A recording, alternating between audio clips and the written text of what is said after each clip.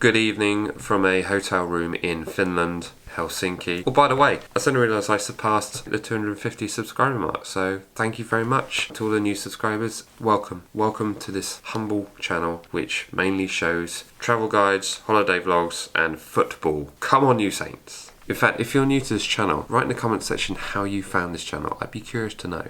Anyway, earlier this year I picked up the DJI MAVIC Air drone. I also picked up a set of Polar Pro Cinema Series ND filters. I did the custom selection, ordering it directly from Polar Pro, so I was able to select an ND4 all the way up to an ND64 with one space left for a ND32 Polarized. Thanks for the suggestion, Dylan. Dylan from iCopter, good shout for the ND32 Polarized lens, which is what I shot this with. So anyway, without further ado, as promised, here is some test footage of the DJI MAVIC Air using the Polar Pro Cinema Series ND filters, in particular the ND32 Polarized. Enjoy!